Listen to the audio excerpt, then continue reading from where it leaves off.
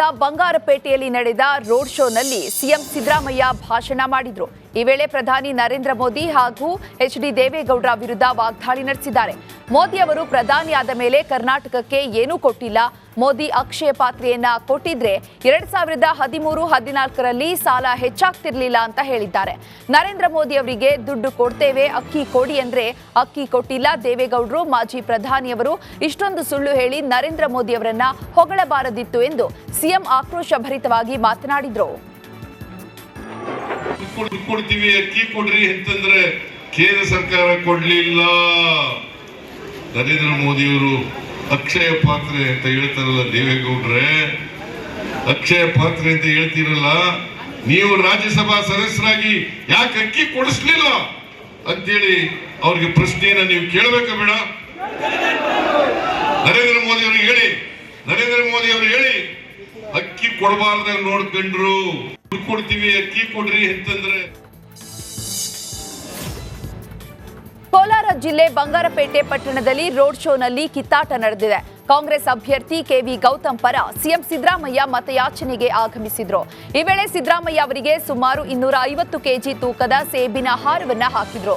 Road ಶೋನಲ್ಲಿ ಜನರು ಸೇಬಿಗಾಗಿ ನೂಕಾಟ, ತಳ್ಳಾಟ ನಡೆಸಿದ್ದಾರೆ.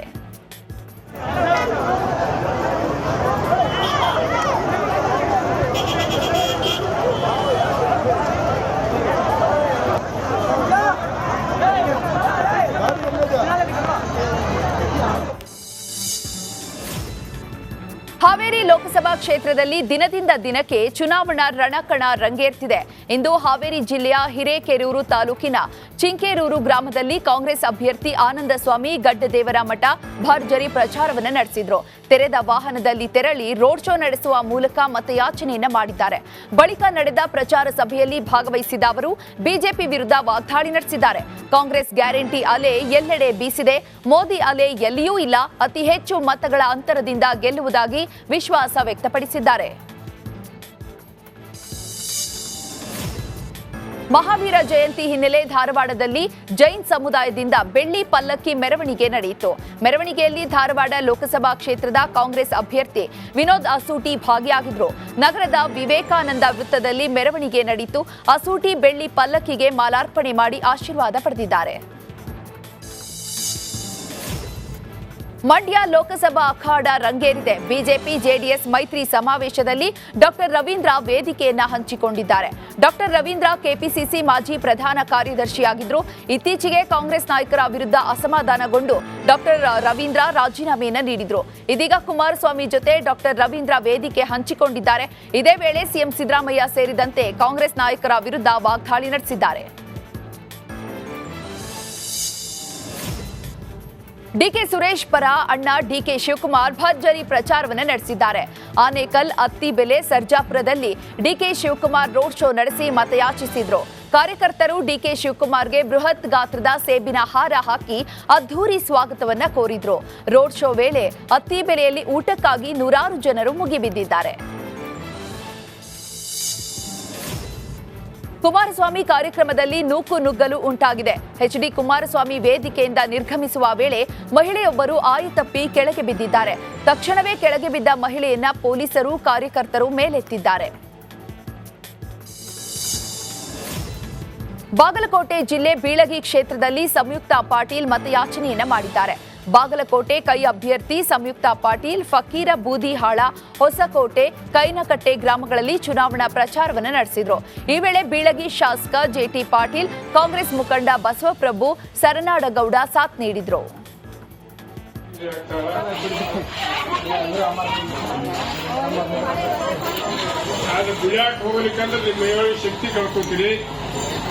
ಸಂಯುಕ್ತ ಪಾಟೀಲ್ ಅವರು ಆಗಮಿಸಿದ್ದಾರೆ. ಅವರಿಗೆ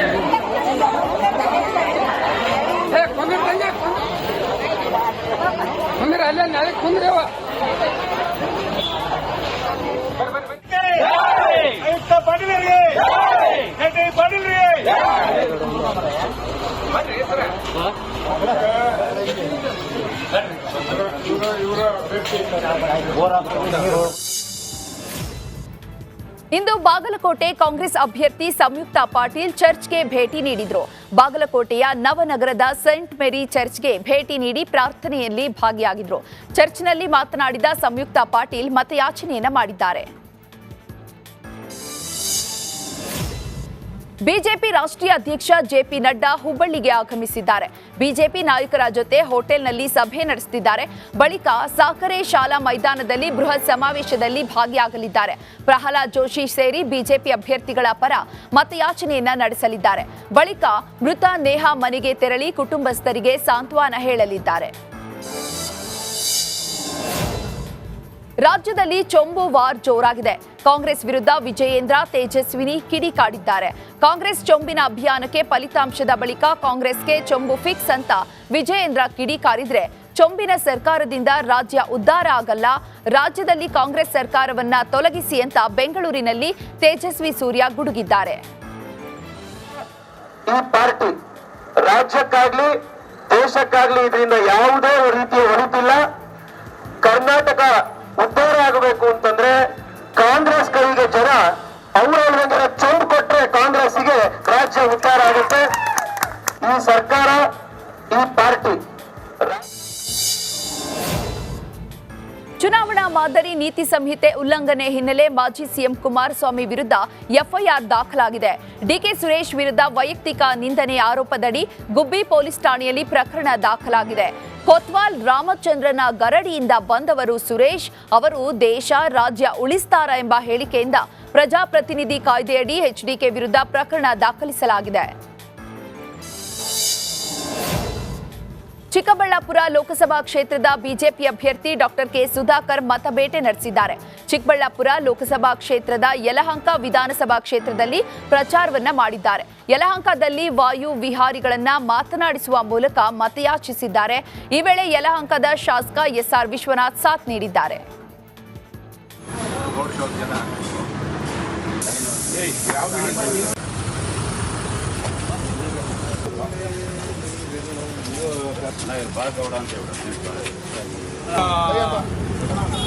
ಕೆಂಪೇಗೌಡ ಬರ್ತಿದ್ರು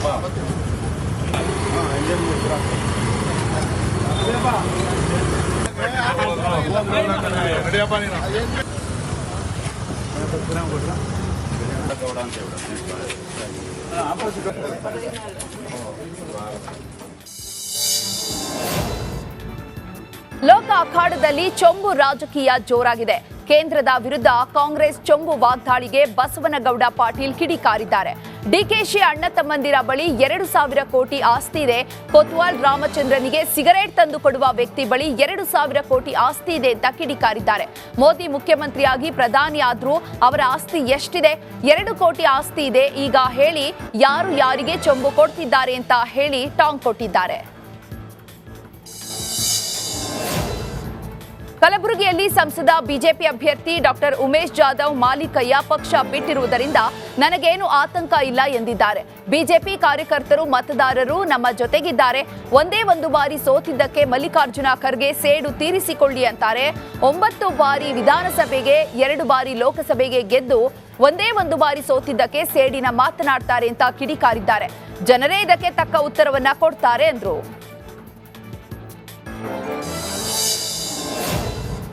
ಬೆಂಗಳೂರು ಗ್ರಾಮಾಂತರ ಲೋಕಸಭಾ ಅಖಾಡ ರಂಗೇರಿದೆ. ಇಂದು ತಮ್ಮನ ಪರ ಡಿಸಿಎಂ ಡಿಕೆ ಶಿವಕುಮಾರ್ ಪ್ರಚಾರ ನಡೆಸಲಿದ್ದಾರೆ. ಈ ವೇಳೆ ಮಾಗಡಿ ವಿಧಾನಸಭಾ ಕ್ಷೇತ್ರದ ವ್ಯಾಪ್ತಿಯಲ್ಲಿ ಬಹಿರಂಗ ಸಭೆ ನಡೆಸಲಿದ್ದಾರೆ. ಬೈಕ್ ರ್ಯಾಲಿ ಮುಖಾಂತರ ಡಿಕೆ ಶಿವಕುಮಾರ್ ಸ್ವಾಗತಿಸಲು ಕಾರ್ಯಕರ್ತರು ಸಿದ್ಧತೆಯನ್ನ ಮಾಡಿಕೊಂಡಿದ್ದಾರೆ. ಪ್ರಚಾರದಲ್ಲಿ ಶಾಸಕ ಎಚ್.ಸಿ. ಬಾಲಕೃಷ್ಣ, ಮಾಜಿ ಸಚಿವ ಎಚ್.ಎಂ. ರೇವಣ್ಣ ಸೇರಿದಂತೆ ಕಾಂಗ್ರೆಸ್ ನಾಯಕರು ಭಾಗಿಯಾಗಲಿದ್ದಾರೆ. ಕಾಂಗ್ರೆಸ್ ಅಭ್ಯರ್ಥಿ ತುಕಾರಾಂ ಅಫಿಡವಿಟ್ ಸಮರ್ಪಕವಾಗಿಲ್ಲ ಎಂಬ ವಿಚಾರಕ್ಕೆ ಕಾಂಗ್ರೆಸ್ ಅಭ್ಯರ್ಥಿ ತುಕಾರಾಂ ಪ್ರತಿಕ್ರಿಯೆಯನ್ನು ನೀಡಿದ್ದಾರೆ. ಈ ಬಗ್ಗೆ ಸಂಬಂಧಪಟ್ಟ ಅಧಿಕಾರಿ ವರ್ಗಕ್ಕೆ ಮಾಹಿತಿಯನ್ನ ಕೊಟ್ಟಿದ್ದೇನೆ ಎಂದಿದ್ದಾರೆ. ನಾಮಪತ್ರ ಕ್ರಮಬದ್ಧ ಆಗಿದೆ, ನಾನು ಚುನಾವಣೆಯನ್ನು ಎದುರಿಸುತ್ತಿದ್ದೇನೆ ಎಂದಿದ್ದಾರೆ. ಈ ಮಧ್ಯೆ ತುಕಾರಾಂ ನಾಮಪತ್ರ ಸ್ವೀಕೃತಿಯಾಗಿದೆ.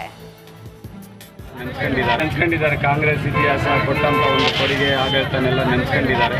ಅದು ನೆನೆಸ್ಕೊಂಡು ಜನ ಇವತ್ತು ಬದಲಾವಣೆ ಬಯಸಿದ್ದಾರೆ. ದೇಶದಲ್ಲಿರ್ಬೋದು, ಈಗ ಕಾಲ ರಾಜ್ಯದಲ್ಲಿ ತಂದಿದ್ದಾರೆ. ದೇಶದಲ್ಲಿ ಇಡೀ ದೇಶದಲ್ಲಿ 140 ಕೋಟಿ ಜನ ಇವತ್ತು ಬಯಸಿದ್ದಾರೆ. ಬಳ್ಳಾರಿ ಕೂಡ ಬಯಸಿದ್ದಾರೆ ಈ ಸರಿ ಕಾಂಗ್ರೆಸ್ಸಿಗೆ ಮಾಡಬೇಕು ಅಂತೇಳಿ ನೆನೆಸ್ಕೊಂಡಿದ್ದಾರೆ. ಕಾಂಗ್ರೆಸ್ ಇತಿಹಾಸ ಕೊಟ್ಟಂಥ ಒಂದು ಕೊಡುಗೆ ಆಡಳಿತನೆಲ್ಲ ನೆನೆಸ್ಕೊಂಡಿದ್ದಾರೆ. ಅದು ನೆನೆಸ್ಕೊಂಡು ಜನ ಇವತ್ತು ಬದಲಾವಣೆ ಬಯಸಿದ್ದಾರೆ. ದೇಶದಲ್ಲಿರ್ಬೋದು, ಇವತ್ತು ರಾಜ್ಯದಲ್ಲಿ ತಂದಿದ್ದಾರೆ. ಇಡೀ ದೇಶದಲ್ಲಿ 140 ಕೋಟಿ ಜನ ಇವತ್ತು ಬಯಸಿದ್ದಾರೆ. ಬಳ್ಳಾರಿ ಕೂಡ ಬಯಸಿದ್ದಾರೆ ಈ ಸರಿ ಕಾಂಗ್ರೆಸ್ಸಿಗೆ ಮಾಡಬೇಕು ಅಂತೇಳಿ ನೆನೆಸ್ಕೊಂಡಿದ್ದಾರೆ. ಕಾಂಗ್ರೆಸ್ ಇತಿಹಾಸ ಕೊಟ್ಟಂಥ ಒಂದು ಕೊಡುಗೆ ಆಡಳಿತನೆಲ್ಲ ನೆನೆಸ್ಕೊಂಡಿದ್ದಾರೆ. ಅದು ನೆನೆಸ್ಕೊಂಡು ಜನ ಇವತ್ತು ಬದಲಾವಣೆ ಬಯಸಿದ್ದಾರೆ. ದೇಶದಲ್ಲಿರ್ಬೋದು, ಇವತ್ತು ರಾಜ್ಯದಲ್ಲಿ ತಂದಿದ್ದಾರೆ. ಇಡೀ ದೇಶದಲ್ಲಿ 140 ಕೋಟಿ ಜನ ಇವತ್ತು ಬಯಸಿದ್ದಾರೆ. ಮೈಸೂರು ಕೊಡಗು ಲೋಕಸಭಾ ಕ್ಷೇತ್ರ ರಂಗೇರಿದೆ. ಬಿಜೆಪಿ ಅಭ್ಯರ್ಥಿ ಯದುವೀರ್ ಗೆಲುವಿಗಾಗಿ ಮಹಿಳೆಯರು ಚಾಮುಂಡೇಶ್ವರಿ ತಾಯಿಯ ಮೊರೆ ಹೋಗಿದ್ದಾರೆ.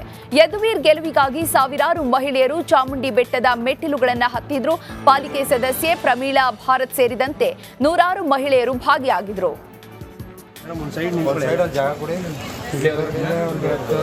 ನನ್ನೆಲ್ಲ ಮಾತೆಯರಿಗೆ ಹಾಗೂ ನಮ್ಮೆಲ್ಲ ನಾಯಕರುಗಳಿಗೆ ಬೆಳಗಿನ ವಂದನೆಗಳನ್ನು ಸಲ್ಲಿಸ್ತಾ ಇವತ್ತೊಂದು ವಿಶೇಷವಾಗಿ ಸರ್ಕಾರದ ವಿರುದ್ಧ ಮಾಜಿ ಸಿಎಂ ಬಿಎಸ್ ಯಡಿಯೂರಪ್ಪ ಬೆಂಗಳೂರಿನಲ್ಲಿ ವಾಗ್ದಾಳಿ ನಡೆಸಿದ್ದಾರೆ. ಕಾಂಗ್ರೆಸ್ ಅಧಿಕಾರಕ್ಕೆ ಬಂದ ಮೇಲೆ ರಾಜ್ಯದಲ್ಲಿ ಸುರಕ್ಷತೆ ಇಲ್ಲ, ಹೆಣ್ಣು ಮಕ್ಕಳಿಗೆ ಓಡಾಡಲು ಆತಂಕ ಆಗ್ತಿದೆ.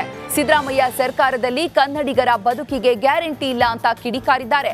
ರಾಜ್ಯದಲ್ಲಿ ನೆಮ್ಮದಿ ಶಾಂತಿ ಇಲ್ಲದಂತಾಗಿದೆ, ಹಲವು ವಿಧ್ವಂಸ ಕೃತ್ಯಗಳು ನಡೀತಿವೆ ಅಂತ ವಾಗ್ದಾಳಿ ನಡೆಸಿದ್ದಾರೆ.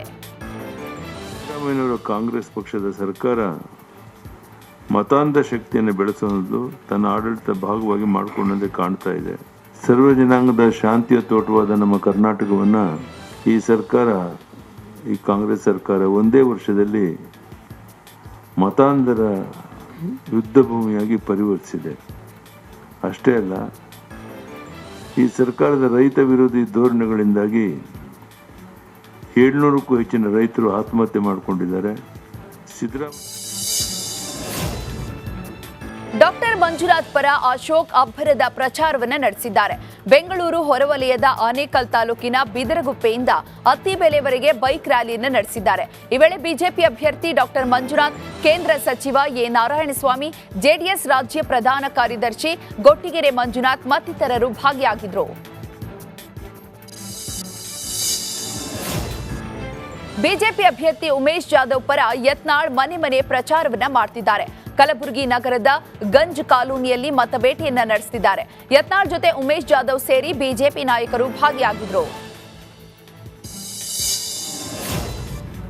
ಬೆಳಗಾವಿ ಲೋಕಸಭಾ ಕ್ಷೇತ್ರದ ಕೈ ಕಮಲ ಅಭ್ಯರ್ಥಿಗಳು ಒಂದೇ ವೇದಿಕೆಯಲ್ಲಿ ಕಾಣಿಸಿಕೊಂಡಿದ್ದಾರೆ. ಬೆಳಗಾವಿಯ ಸಮಾದೇವಿ ದೇಗುಲದ ಬಳಿ ನಾಯಕರ ಸಮ್ಮಿಲನವಾಗಿದೆ. ಬಿಜೆಪಿ ಅಭ್ಯರ್ಥಿ ಜಗದೀಶ್ ಶೆಟ್ಟರ್, ಕಾಂಗ್ರೆಸ್ ಅಭ್ಯರ್ಥಿ ಮೃಣಾಲ್ ಹೆಬ್ಬಾಳ್ಕರ್ ಒಂದೇ ವೇದಿಕೆಯಲ್ಲಿ ಕಾಣಿಸಿದ್ರು. ಕಾಂಗ್ರೆಸ್ ಅಭ್ಯರ್ಥಿ ಮೃಣಾಲ್ಗೆ ಸಚಿವೆ ಲಕ್ಷ್ಮೀ ಹೆಬ್ಬಾಳ್ಕರ್ ಸಾಥ್ ನೀಡಿದ್ರು. ಜಗದೀಶ್ ಶೆಟ್ಟರ್ಗೆ ಶಾಸಕ ಅಭಯ್ ಪಾಟೀಲ್, ಮಾಜಿ ಶಾಸಕ ಸಂಜಯ್ ಪಾಟೀಲ್ ಸಾಥ್ ನೀಡಿದ್ದಾರೆ. ಅಕ್ಕಪಕ್ಕವೇ ನಿಂತು ನಾಯಕರು ಉಭಯ ಕುಶಲೋಪರಿಯನ್ನ ವಿಚಾರಿಸಿದ್ದಾರೆ. ಮಾಜಿ ಸ್ಪೀಕರ್ ರಮೇಶ್ ಕುಮಾರ್ ಮೋದಿ ವಿರುದ್ಧ ವಿವಾದಾತ್ಮಕವಾಗಿ ಮಾತನಾಡಿದ್ದಾರೆ. ಈ ದೇಶಕ್ಕೆ ಹಿಡಿದಿರುವಂತಹ ಶನಿ ಅಂದ್ರೆ ಅದು ಮೋದಿ ಅಂತ ಕಿಡಿಕಾರಿದ್ದಾರೆ. ಈ ದೇಶಕ್ಕೆ ಹಿಡಿದಿರುವ ಶನಿ ಬಿಟ್ಟು ಹೋಗಲಿ ಅಂತ ನಾವು ಜೂನ್ 4ಕ್ಕೆ ಕಾಯ್ತಾ ಇದ್ದೇವೆ ಅಂತ ಹೇಳಿದ್ದಾರೆ. ದೇವರಲ್ಲಿ ನಂಬಿಕೆ ಇಟ್ಕೊಂಡು ಜೂನ್ 4ನೇ ತಾರೀಕು ಕಾಯ್ತಾ ಇದ್ದೀವಿ. ಈ ದೇಶಕ್ಕೆ ಹಿಡಿದ ಶನಿ ಬಿಡುಗಡೆ ಆಗ್ಲಿನಪ್ಪ ನಮ್ಮಪ್ಪ ಅಂತಾರೆ. ನೀನ್ ಈ ದೇಶಕ್ಕೆ ಹಿಡಿದ ಶನಿ ಕಣಯ್ಯ. ಇಂದಿರಾ ಗಾಂಧಿ ಕೂತಿದ್ದ ಸೀಟಲ್ಲಿ ಬಂದು ಕೂತ್ ಬಿಟ್ಟಲ್ಲಪ್ಪ ನೀನು. ಬಿಜೆಪಿ ಮಹಾ ಸಂಪರ್ಕ ಅಭಿಯಾನಕ್ಕೆ ಬಿವೈ ವಿಜಯೇಂದ್ರ ಮೈಸೂರಿನಲ್ಲಿ ಚಾಲನೆ ನೀಡಿದ್ದಾರೆ. ಚಾಮರಾಜ ಕ್ಷೇತ್ರದ ಬೂತ್ನಲ್ಲಿ ಮಹಾ ಸಂಪರ್ಕ ಕರಪತ್ರ ಹಂಚುವ ಮೂಲಕ ಅಭಿಯಾನಕ್ಕೆ ಚಾಲನೆ ನೀಡಿದರು. ಈ ವೇಳೆ ಬಿಜೆಪಿ ನಗರಾಧ್ಯಕ್ಷ ಎಲ್ ನಾಗೇಂದ್ರ, ಗ್ರಾಮಾಂತರ ಅಧ್ಯಕ್ಷ ಎಲ್ಆರ್ ಮಹದೇವಸ್ವಾಮಿ ಸೇರಿದಂತೆ ಬಿಜೆಪಿ ಮುಖಂಡರು ಸಾಥ್ ನೀಡಿದರು. ಕೊಡಗು ಜಿಲ್ಲೆಯ ಸಿದ್ದಾಪುರದಲ್ಲಿ ರಸ್ತೆ ಅಪಘಾತ ಪ್ರಕರಣ ನಡೆದಿತ್ತು. ಈ ಅಪಘಾತದಲ್ಲಿ ಗಾಯಗೊಂಡ ಸವಾರರ ಆರೋಗ್ಯವನ್ನ ಬಿಜೆಪಿ ರಾಜ್ಯಾಧ್ಯಕ್ಷ ಬಿವೈ ವಿಜಯೇಂದ್ರ ವಿಚಾರಿಸಿದ್ದಾರೆ. ಮೈಸೂರಿನ ಜೆಎಸ್ಎಸ್ ಆಸ್ಪತ್ರೆಯಲ್ಲಿ ಬಿಜೆಪಿ ಕಾರ್ಯಕರ್ತ ಚನ್ನರಾಜು ಚಿಕಿತ್ಸೆಯನ್ನು ಪಡೆದಿದ್ದಾರೆ. ಆಸ್ಪತ್ರೆಗೆ ವಿಜಯೇಂದ್ರ ಹಾಗೂ ಸ್ಥಳೀಯ ಬಿಜೆಪಿ ನಾಯಕರು ಭೇಟಿ ನೀಡಿದ್ದಾರೆ. ಮಂಡ್ಯ ಕ್ಷೇತ್ರಕ್ಕೆ ಕಾಂಗ್ರೆಸ್ನಿಂದ ಪ್ರತ್ಯೇಕ ಪ್ರಣಾಳಿಕೆ ಬಿಡುಗಡೆಯಾಗಿದೆ. ವಿಧಾನಸಭಾ ಕ್ಷೇತ್ರವಾರು ಅಭಿವೃದ್ಧಿ ಯೋಜನೆಗಳನ್ನು ಒಳಗೊಂಡ ನಮ್ಮ ಕ್ಷೇತ್ರ ನಮ್ಮ ಗ್ಯಾರಂಟಿ ಹೆಸರಿನ ಚುನಾವಣಾ ಪ್ರಣಾಳಿಕೆ ಬಿಡುಗಡೆ ಮಾಡಲಾಗಿದೆ. ಎಐಸಿಸಿ ಪ್ರಧಾನ ಕಾರ್ಯದರ್ಶಿ ಸುರ್ಜೇವಾಲಾ ಮಂಡ್ಯದಲ್ಲಿ ನಡೆದ ಕೈ ನಾಯಕರ ಜಂಟಿ ಸುದ್ದಿಗೋಷ್ಠಿಯಲ್ಲಿ ಪ್ರಣಾಳಿಕೆ ಬಿಡುಗಡೆ ಮಾಡಿದರು. ಬೆಂಗಳೂರಿನ ಅವಲಹಳ್ಳಿಯಲ್ಲಿ ಕುಮಾರಸ್ವಾಮಿ ತೇಜಸ್ವಿ ಸೂರ್ಯ ಪರವಾಗಿ ಮತಯಾಚನೆಯನ್ನ ನಡೆಸಿದ್ದಾರೆ. ಮಾಜಿ ಸಿಎಂ ಎಚ್.ಡಿ. ಕುಮಾರಸ್ವಾಮಿ ರೋಡ್ ಶೋನಲ್ಲಿ ಅಭಿಮಾನಿಗಳು ಬೃಹತ್ ಸೇಬಿನ ಹಾರ ಹಾಕಿ ಸ್ವಾಗತಿಸಿದ್ದಾರೆ. ಪ್ರಚಾರದ ವೇಳೆ ಮಾತನಾಡಿದ ಅವರು, ಕಾಂಗ್ರೆಸ್ನವರಿಗೆ ಟೀಕೆ ಬಿಟ್ಟು ಅಭಿವೃದ್ಧಿ ವಿಚಾರ ಮಾತನಾಡುವುದಕ್ಕೆ ಬೇರೆ ವಿಚಾರ ಇಲ್ಲ ಎಂದಿದ್ದಾರೆ. ಕಾಂಗ್ರೆಸ್ಗೆ ಜನ ತಕ್ಕ ಪಾಠವನ್ನ ಕಲಿಸ್ತಾರೆ. ದೇಶದಲ್ಲಿ ಅಭಿವೃದ್ಧಿ ನೋಡಿದ್ರೆ ನರೇಂದ್ರ ಮೋದಿಯವರ ಸರ್ಕಾರ ಅಕ್ಷಯ ಪಾತ್ರೆಯೇ ಅಂತ ಹೇಳಿದ್ದಾರೆ. ಕೋಲಾರದ ಬಂಗಾರಪೇಟೆಯಲ್ಲಿ ಸಿಎಂ ಡಿಸಿಎಂ ರೋಡ್ ಶೋ ಹಿನ್ನೆಲೆ ಅಂಗಡಿ ಮುಂಗಟ್ಟುಗಳು ಸಂಪೂರ್ಣವಾಗಿ ಬಂದ್ ಆಗಿವೆ. ಪೊಲೀಸರು ರೋಡ್ ಶೋ ಸಾಗುವ ಮಾರ್ಗದಲ್ಲಿರುವ ಅಂಗಡಿಗಳನ್ನು ಬಂದ್ ಮಾಡಿದ್ದಾರೆ. ರೋಡ್ ಶೋ ಸಾಗುವ ಮಾರ್ಗದಲ್ಲಿ ಬ್ಯಾರಿಗೇಡ್ಗಳನ್ನು ಅಳವಡಿಸಿ ವಾಹನ ಸಂಚಾರಕ್ಕೂ ನಿರ್ಬಂಧವನ್ನ ಹೇರಲಾಗಿತ್ತು. ಬಂಗಾರಪೇಟೆ ಪಟ್ಟಣದಲ್ಲಿ ರೋಡ್ ಶೋ ಹಿನ್ನೆಲೆ ಸಾರ್ವಜನಿಕರು ಹಾಗೂ ವ್ಯಾಪಾರಸ್ಥರಿಗೆ ಕಿರಿಕಿರಿ ಉಂಟಾಗಿದೆ. ಕೋಲಾರ ಅಭ್ಯರ್ಥಿ ಪರ ಸಿಎಂ ಸಿದ್ದರಾಮಯ್ಯ ರೋಡ್ ಶೋಗೆ ಆಗಮಿಸಿರುವ ಜನರಿಂದ ತಳ್ಳಾಟ ನೂಕಾಟ ನಡೆದಿದೆ. ಇನ್ನು ಸಿಎಂ ರೋಡ್ ಶೋಗೆ ಬಂದಿದ್ದ ಜನರಿಗೆ ಮಜ್ಜಿಗೆ ವಿತರಣೆಯನ್ನ ಮಾಡಲಾಗ್ತಿತ್ತು. ಈ ವೇಳೆ ಜನರು ಮಜ್ಜಿಗೆ ಪಡೆಯಲು ತಳ್ಳಾಟ ನೂಕಾಟ ನಡೆಸಿದ್ದಾರೆ. ಬಿರು ಬಿಸಿಲಿನಲ್ಲಿ ಮಜ್ಜಿಗೆ ಪಡೆಯಲು ಜನರು ತಾಮುಂದು ನಾಮುಂದು ಅಂತ ಬಂದಿದ್ದಾರೆ.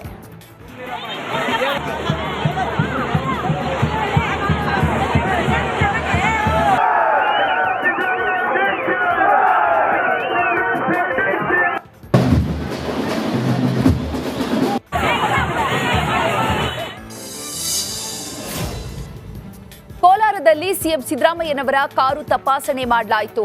ರಾಮಚಂದ್ರ ಹಾಗೂ ಬಂಗಾರಪೇಟೆ ಗಡಿ ದಿಂಬಚಾಮನಹಳ್ಳಿ ಗ್ರಾಮದ ಬಳಿಯ ಚೆಕ್ಪೋಸ್ಟ್ನಲ್ಲಿ ತಪಾಸಣೆಯನ್ನ ಮಾಡಿದ್ದಾರೆ. ಚುನಾವಣಾ ಸಿಬ್ಬಂದಿ ಸಿಎಂ ಸಿದ್ದರಾಮಯ್ಯ ಪ್ರಯಾಣಿಸುತ್ತಿದ್ದ ವಾಹನ ತಪಾಸಣೆ ಮಾಡಿದ್ದಾರೆ. ನೀತಿ ಸಂಹಿತೆ ಜಾರಿ ಇರುವ ಹಿನ್ನೆಲೆ ಅಧಿಕಾರಿಗಳು ಫುಲ್ ಅಲರ್ಟ್ ಆಗಿದ್ದಾರೆ. ನಮಸ್ಕಾರ, ಕರ್ನಾಟಕ ಪ್ರೈಮ್ ಟೈಮ್ಗೆ ಸ್ವಾಗತ. ನಾನು ಜಯಪ್ರಕಾಶ್ ಶೆಟ್ಟಿ. ಇಡೀ ಕರ್ನಾಡು ಇವತ್ತು ರೆಬೆಲ್ ಆಗಿ ನಿಂತಿದೆ. ಈ ಹಗರಣಗಳನ್ನು ಸದನದಲ್ಲಿ ಪ್ರಸ್ತಾಪ ಮಾಡಲು ಕೂಡ ಕಾಂಗ್ರೆಸ್ ಹಿಂದೇಟು ಹಾಕಿದ್ದೇಕೆ? ನಿಮ್ಗೆ ಸಂಬಳ ಅದಕ್ಕೆ, ನಿಮಗೆ ವಾಹನ ಅದಕ್ಕೆ, ನಿಮಗೆ ವೆಪನ್ ಅದಕ್ಕೆ, ನೀವು ಅದನ್ನು ಸೆರೆ ಹಿಡಿಬೇಕಾಗಿತ್ತು. ನೀವು ವಿದ್ಯುತ್ ಬರ ಇದೆ ಅಂತ ಹೇಳ್ತಾ ಇದ್ದೀರಿ, ಎಲ್ಲಿ ಬರ ಇದೆ ನೀವು ಹೇಳಬೇಕು. ಪಾಕಿಸ್ತಾನ್ ಆಕ್ಯುಪೈಡ್ ಕಾಶ್ಮೀರ್ ಅದು ಎಂದೆಂದಿಗೂ ನಮ್ಮದು. 40 ಮೆಷಿನ್ಗಳು ತಂದಿತ್ತು ನೋಟ್ ಎಣಿಸುವುದಕ್ಕೆ, ಅದೇ ಹಾಳಾಯಿತು. ಮಥುರಾದ ಗಲಾಟೆ ಇದೆಯಲ್ಲ, ಅದು ಸ್ಥಳೀಯವಾಗಿ ಕೂತು ಪರಿಹರಿಸಬಹುದಾದಂಥ ಕಾನೂನಿದೆ. ಗ್ಯಾರಂಟಿ ಯೋಜನೆಯಿಂದ ನಷ್ಟ ಆಗಿದೆ, ಲಾಭ ಆಗಿದೆ, ದಯವಿಟ್ಟು ಹೇಳಿ. Dawood Ibrahim most wanted criminal ಯಾವಾಗಾದ ಅಂದರೆ ಇಲ್ಲಿ ತನಕ ಭಾರತ ದೇಶದಲ್ಲಿ ಓರ್ವ ದಲಿತ ಪ್ರಧಾನಿಯಾದಂಥ ಇತಿಹಾಸವೇ ಇಲ್ಲ. ರಿಪಬ್ಲಿಕ್ ವರ್ಲ್ಡ್ ಆಪ್ ಇದು ಕೇವಲ ಅಪ್ಲಿಕೇಶನ್ ಅಲ್ಲ, ಸಮಗ್ರ ಸುದ್ದಿಗಳ ಸಂಪರ್ಕ ಮಾರ್ಗಕ್ಕೆ ಕ್ರಾಂತಿಕಾರಿ ಬದಲಾವಣೆ. ರಿಪಬ್ಲಿಕ್ ವರ್ಲ್ಡ್ ಆಪ್ ಕೇವಲ ಸುದ್ದಿ ಅಪ್ಲಿಕೇಶನ್ ಅನ್ನ ಪರಿಚಯ ಮಾಡ್ತಾ ಇಲ್ಲ, ಬದಲಾಗಿ ಡಿಜಿಟಲ್ ಸುದ್ದಿ ಬಳಕೆಯ ಹೊಸ ಯುಗಕ್ಕೆ ನಾಂದಿ ಹಾಡ್ತಾ ಇದೆ. ಇದೊಂದು ಬ್ರೇಕಿಂಗ್ ನ್ಯೂಸ್, ಪ್ರಭಾವಶಾಲಿ ಕಾರ್ಯಕ್ರಮಗಳಿಗೆ ಗಟ್ಟಿಯಾದ ವೇದಿಕೆ. ರಿಪಬ್ಲಿಕ್ ವರ್ಲ್ಡ್ ಅಪ್ಲಿಕೇಶನ್ ಈಗ ಲೈವ್ ಆಗಿದೆ. ಗೂಗಲ್ ಪ್ಲೇ ಸ್ಟೋರ್ ಮತ್ತು ಆಪಲ್ ಆಪ್ ಸ್ಟೋರ್ ಎರಡರಲ್ಲೂ ಲಭ್ಯವಿದೆ. ಈಗಲೇ ಡೌನ್ಲೋಡ್ ಮಾಡಿ.